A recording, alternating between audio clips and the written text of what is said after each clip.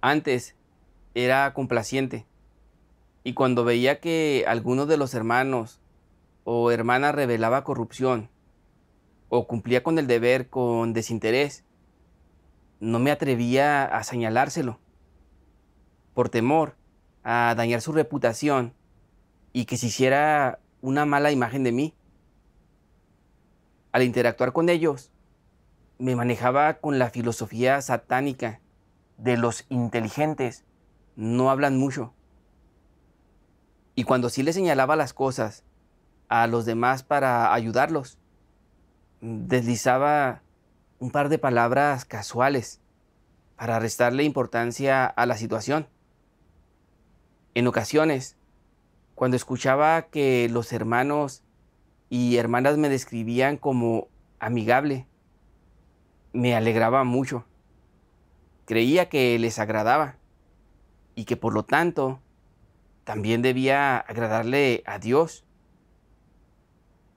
No fue sino hasta que me podaron y trataron conmigo y que fracasé y tropecé, que fui capaz de lograr entenderme un poco a mí mismo y ver claramente la naturaleza, el daño y las consecuencias de ser complaciente.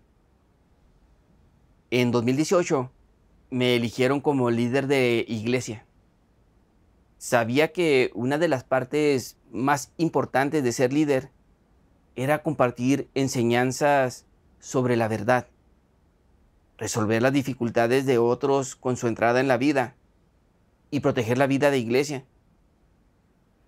Pero temía ofender a alguien, por lo que siempre que descubría un problema, adoptaba la estrategia de ofrecer consejos amables y gentiles para lidiar con él. Durante ese tiempo, noté que el diácono de riego, el hermano Liu, se mostraba desinteresado, no asumía una carga en su deber y que cuando los recién llegados se topaban con problemas, él no les hablaba para encontrar una solución de inmediato, lo que dejaba a algunos de ellos negativos y débiles. Yo estaba al tanto de cuán seria era la naturaleza de este problema y de que debía charlar con él y analizar minuciosamente que estaba siendo descuidado en el deber.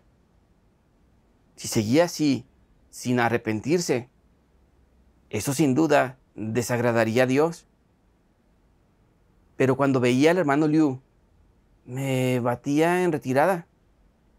Pensaba, él valora mucho su reputación.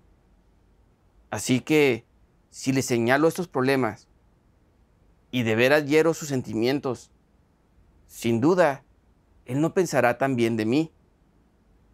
Si se niega a aceptarlo y desarrolla cierta animosidad o se distancia de mí, además de lo vergonzoso que eso sería para mí, sería difícil llevarse bien después de eso. Si los hermanos y hermanas piensan que yo empiezo a regañar y reprender a las personas ahora que soy líder, ¿seguirán teniendo buena impresión de mí? Olvídalo. No voy a hablar con él ni analizar su problema. Así pues, con gentileza, le aconsejé restándole importancia al tema. Debemos esforzarnos más en el deber, asumir una carga. Como resultado, el hermano Liu no vio la esencia de su enfoque desinteresado hacia el deber y siguió igual de irresponsable que siempre. Ver esto me alteró. Como líder de iglesia, veía que un hermano salía del paso en su deber y afectaba la obra de la iglesia, pero yo no lo resolvía a través de la enseñanza de la verdad. ¿Era eso hacer una obra práctica? Era una grave negligencia en el deber. Cuanto más lo pensaba, peor me sentía, pero aún no podía abrir la boca para revelarlo. Me preocupaba que él pensara que yo carecía de compasión si lo dejaba en evidencia y trataba con él. ¿Y si él se ponía negativo? ¿Se rendía y renunciaba a su deber? Los demás hermanos y hermanas podrían pensar que yo no sabía hacer el trabajo. Eso pondría en riesgo nuestra buena relación y dañaría mi reputación. Pensé, olvídalo. De todos modos, ya le he dicho algo al hermano Liu, así que dejaré que lo reflexione con el tiempo. De esta manera, nunca puse en evidencia ni analicé minuciosamente su problema. Posteriormente, noté que otros dos hermanos que trabajaban conmigo siempre estaban en desacuerdo porque tenían diferentes ideas sobre las cosas. Ninguno de ellos cedía, y sus discusiones de trabajo nunca eran productivas. A veces, después de discutir, ambos se distanciaban, lo que afectaba la obra de la iglesia. Yo era consciente de cuán serio era el problema y pensé que no debía demorar en revelar las manifestaciones, la naturaleza y las consecuencias de su arrogancia, santurronería y terquedad. Pero otra vez me acobardé en cuanto los vi. Pensé, ambos llevan años como líderes, así que deberían ser conscientes del problema sin que yo se los mencione. Además, son muy amables conmigo, por lo que si les hablo sobre la naturaleza y las consecuencias graves de su problema, podrían pensar que los estoy criticando. Entonces, sería difícil llevarme bien con ellos. Olvídalo. De todos modos, ellos leen a menudo las palabras de Dios. Con el tiempo, lo pensarán. Así pues, solo les di un par de consejos cuando vi que volvían a pelear y los urgí a calmarse sin ponerlos en evidencia directamente para nada. Un día, una hermana me dijo, el trabajo de nuestra iglesia no va muy bien. Hay problemas evidentes en los deberes de algunos hermanos y hermanas. Y ustedes no están enseñando a resolver estas cosas. Esta falta de trabajo práctico no los convierte en falsos líderes. Oírla decir eso fue muy perturbador. Para mí era obvio que había problemas con algunos hermanos y hermanas que yo no mencionaba. No estaba cumpliendo las responsabilidades de un líder para nada. ¿No era un falso líder? Sabía que si seguía sin practicar la verdad, Dios estaría disgustado conmigo y me descartaría. Esta posibilidad me asustó y oré. Dios mío, he visto algunos hermanos y hermanas que viven en su carácter corrupto.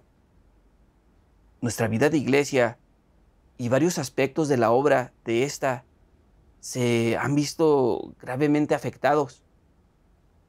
Pero no puedo poner en práctica la verdad para solucionarlo.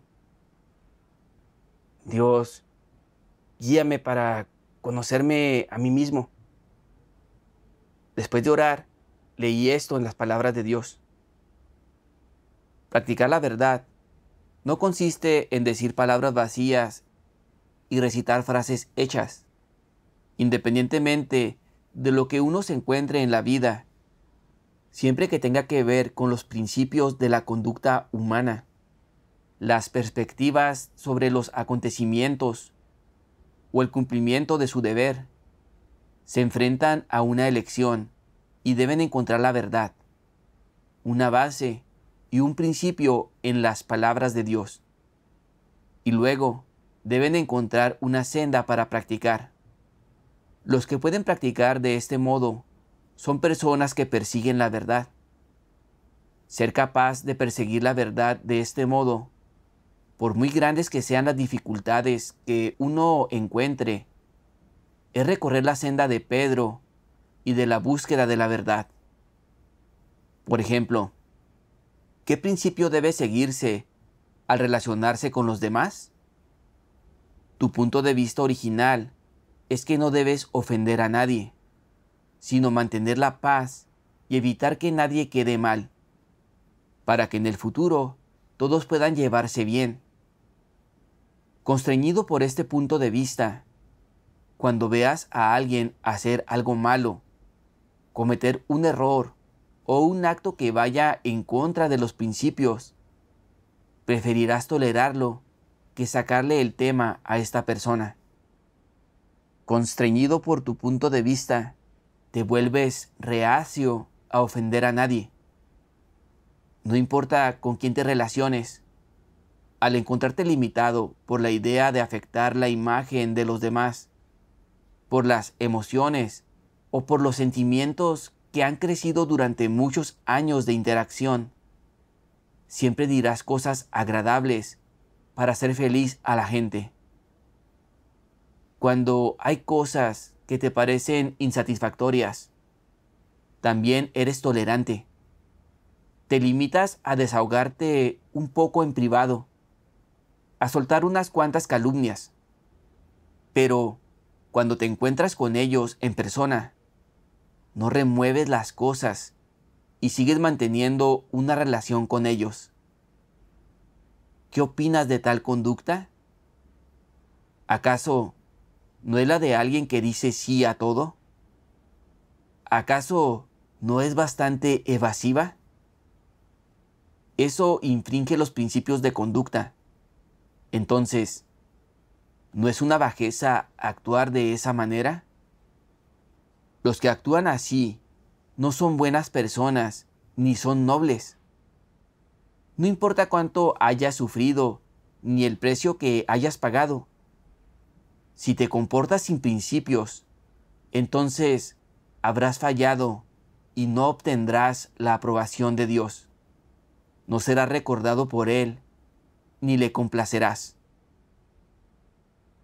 Leer las palabras de Dios que ponen en evidencia a los complacientes me perturbó mucho.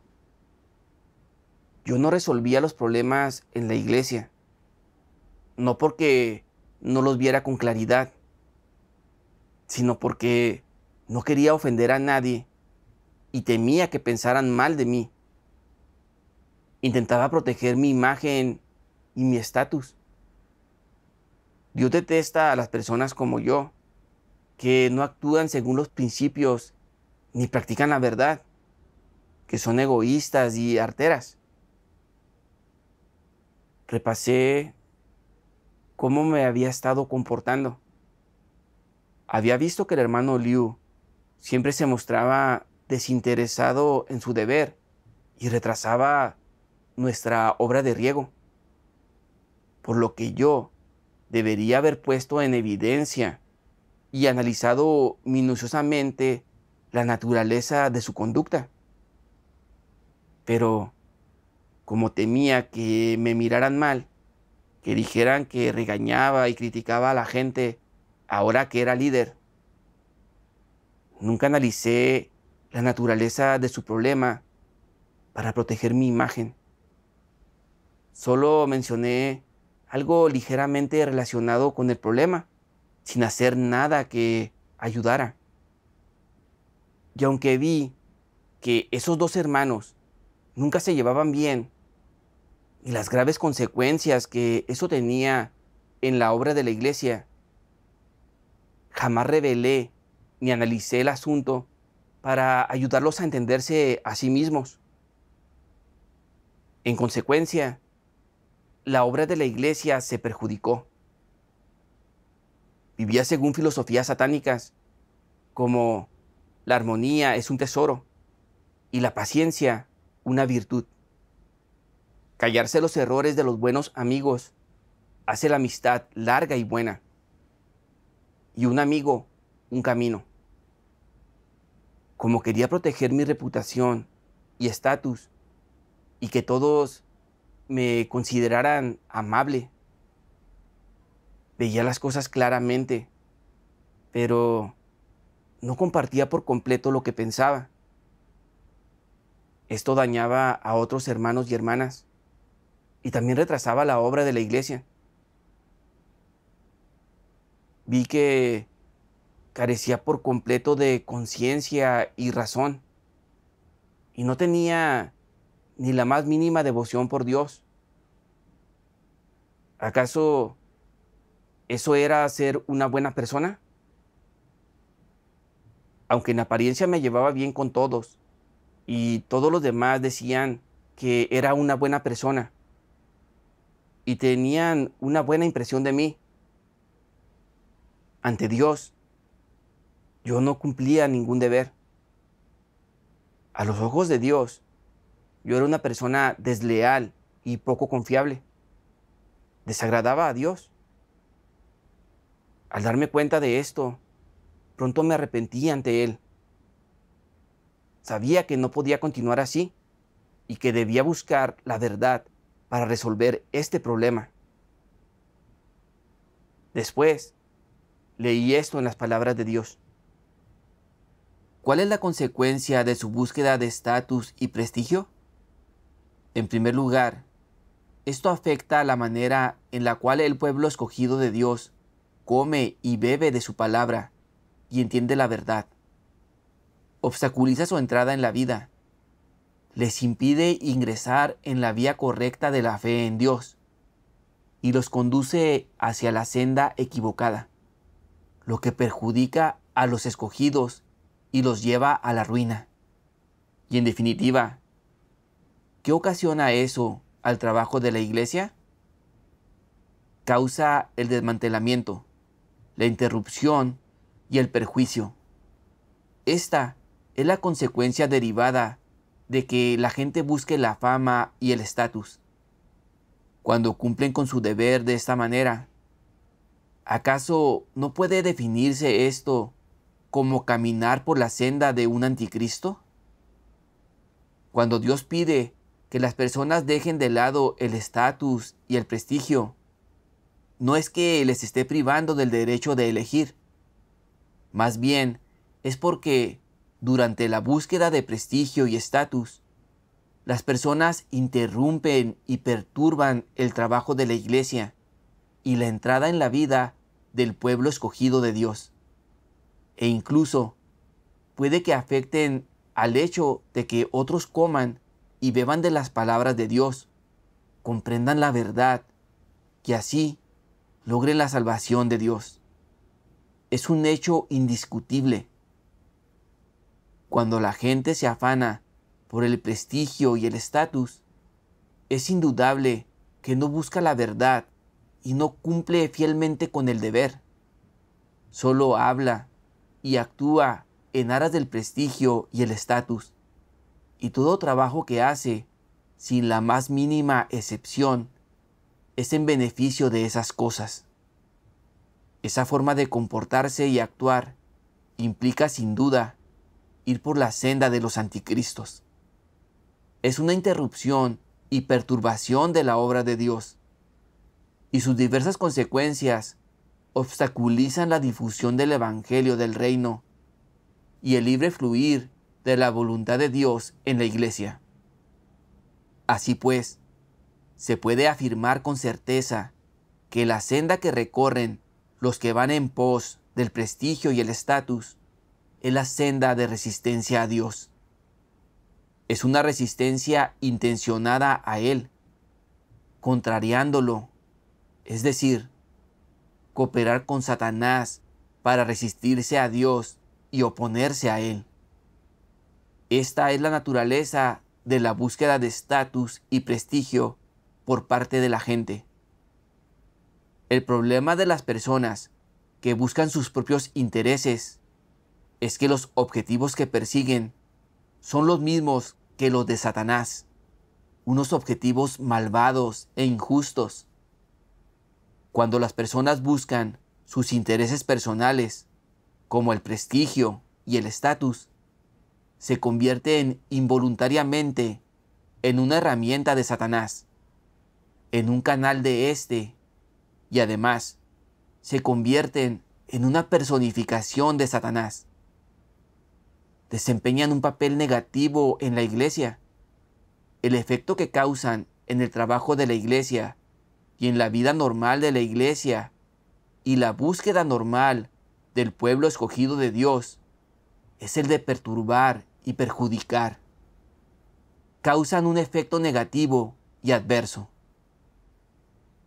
En la palabra de Dios vi que la naturaleza y las consecuencias de ser alguien complaciente, que cuida sus propios intereses y no practica la verdad, alteran y sabotean la obra de la casa de Dios.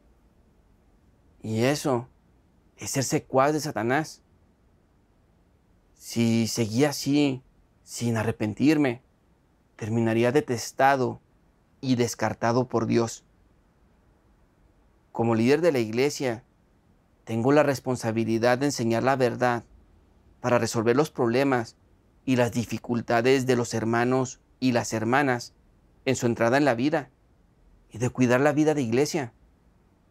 Sin embargo, cuando veía los problemas de las personas, no les estaba ayudando a cambiar, poniendo en evidencia y analizando la esencia de la conducta de las personas, sino que era complaciente para proteger mi estatus y mi reputación. Actuaba como un lacayo de Satanás y perjudicaba la labor de la iglesia y la vida de los hermanos y las hermanas. Era firmemente controlado por mi carácter corrupto. Era demasiado cobarde para practicar la verdad y defender la justicia.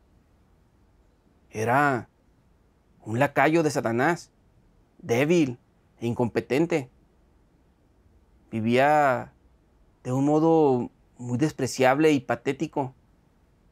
Si no empezaba a practicar la verdad y abandonarme, era sumamente indigno de vivir ante Dios.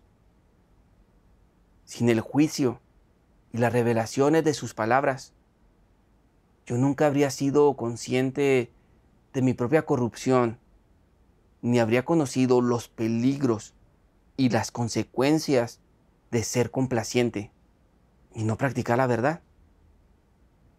Estaba dispuesto a renunciar a mí mismo y a dejar de ser complaciente.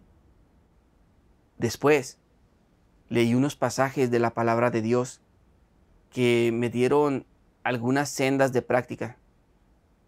Las palabras de Dios dicen: en esencia, Dios es fiel y por lo tanto siempre se puede confiar en sus palabras. Más aún, sus acciones son intachables e incuestionables, razón por la cual a Dios le gustan aquellos que son absolutamente honestos con Él.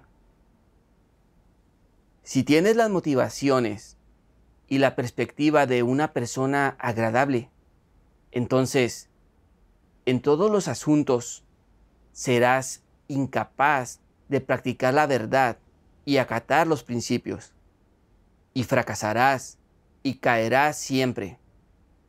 Si no despiertas y no buscas nunca la verdad, entonces eres un incrédulo y nunca obtendrás la verdad y la vida. Así pues, ¿qué deberías hacer?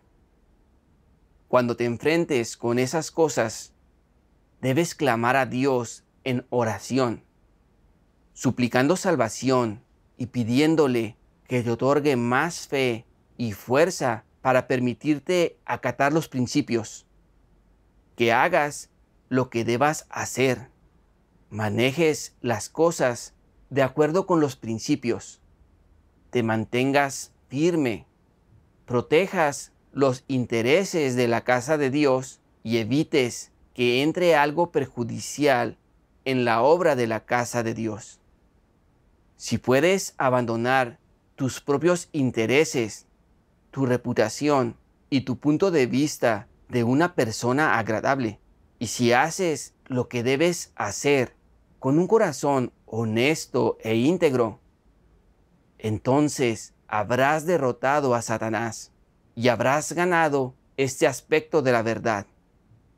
Si siempre vives según la filosofía de Satanás, manteniendo tus relaciones con los demás y nunca practicando la verdad, ni atreviéndote a acatar los principios, ¿podrás entonces practicar la verdad en otros asuntos? No tendrás fe ni fuerza.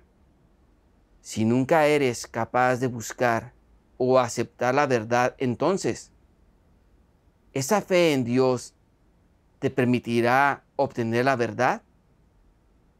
No. Y si no puedes obtener la verdad, ¿puedes ser salvado? No puedes. Si siempre vives según la filosofía de Satanás, totalmente desprovisto de la realidad de la verdad, entonces nunca podrás ser salvado. Debe quedarte claro que obtener la verdad es una condición indispensable para la salvación. ¿Cómo entonces puedes obtener la verdad? Si eres capaz de practicar la verdad, si puedes vivir según ella, y si ésta se convierte en la base de tu vida, entonces obtendrás la verdad y tendrás vida, y así serás uno de los que se salven. Al leer esto, vi que a Dios le gustan las personas honestas. Las personas honestas no se concentran en proteger sus relaciones con otros y no les importa cómo los consideran, pero tienen un lugar en su corazón para Dios. Defienden los principios en todas las cosas. Tienen un sentido de justicia y son fieles a Dios. Pero al volver a pensar en mí mismo, vi que me importaban demasiado las relaciones interpersonales, la reputación y el estatus. Cuando pasaban cosas que requerían proteger los intereses de la iglesia y practicar la verdad, siempre me ponía del lado de Satanás. No me animaba a defender los principios de la verdad. Siempre me rebelaba contra Dios y me resistía a Él. Lo lastimaba y decepcionaba. De hecho, decir la verdad y señalar los problemas de los demás no es para avergonzarlos. Hacer eso es muy beneficioso, ya sea sobre un hermano, una hermana o sobre la obra de la iglesia. Si notamos que alguien revela corrupción, pero no llamamos la atención sobre la naturaleza y las consecuencias de este tipo de conducta, nunca sabrá la gravedad de su problema y no será capaz de cambiar. Eso no solo obstaculiza la entrada en la vida de una persona, sino que también afecta la obra de la iglesia. Y eso desagrada a Dios, porque vivimos dentro de un carácter corrupto y no protegemos la labor de la iglesia. Solía estar siempre preocupado por mi reputación y mi estatus. Siempre me preocupaban las opiniones ajenas, sin priorizar las de Dios. No tenía en cuenta cómo actuar conforme a la verdad. Estaba siempre limitado por mi carácter corrupto. Era muy necio. No podía seguir así, permitiendo que mi carácter corrupto mandara.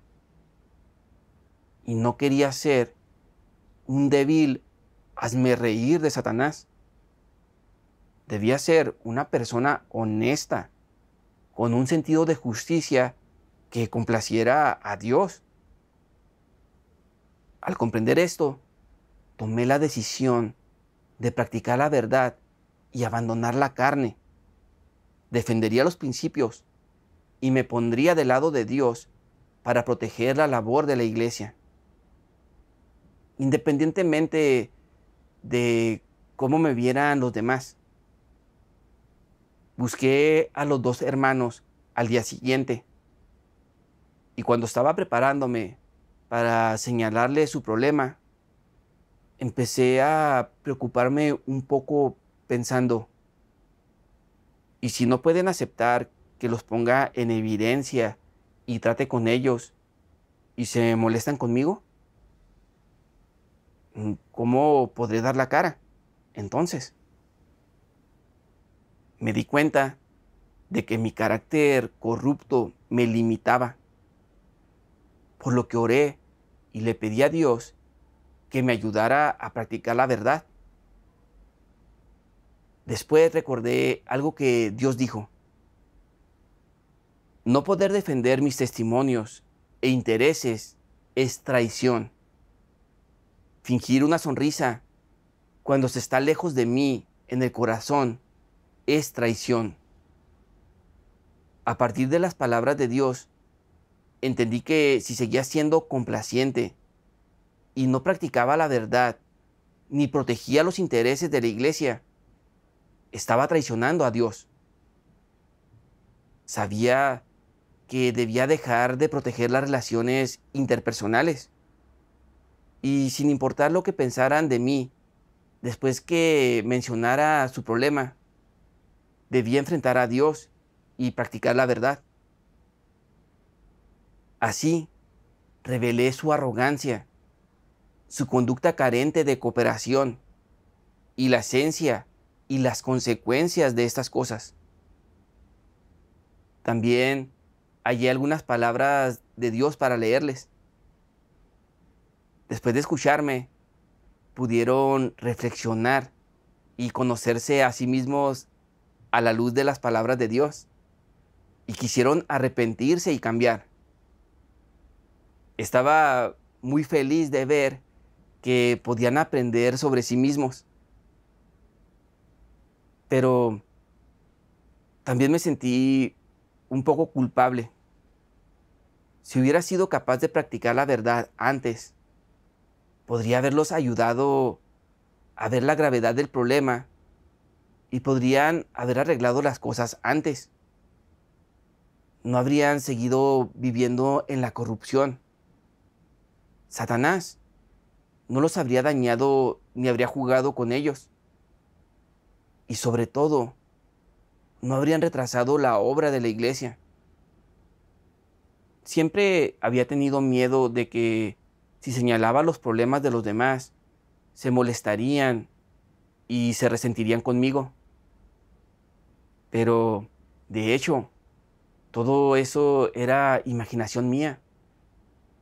Mientras una persona pueda aceptar la verdad, no desarrollará prejuicios, sino que será capaz de aprender algo. Esta manera de practicar es beneficiosa para los demás y para nosotros mismos. Después de eso, tenía más confianza en practicar la verdad y ser una persona honesta. Los pensamientos de estatus y reputación ya no me limitaban. Cuando veía los problemas de mis hermanos y hermanas, podía compartir enseñanzas y ayudarlos de inmediato para ponerlos en evidencia y analizarlos minuciosamente. A través de estas experiencias, sentí en verdad el amor y la salvación de Dios. El juicio y castigo de la palabra de Dios fueron lo que transformó mi mentalidad complaciente. Sentí que practicar la verdad era muy relajante y me daba verdadera paz mental. Mucho mejor que hacer siempre lo imposible para agradar por temor a ofender. También fui capaz de vivir con un poco de semejanza humana. Vi que las palabras de Dios son la verdad y pueden darnos una dirección y una senda para lo que hacemos y quiénes somos. Vivir con honestidad, de acuerdo con las palabras de Dios, es la única forma de ser una buena persona.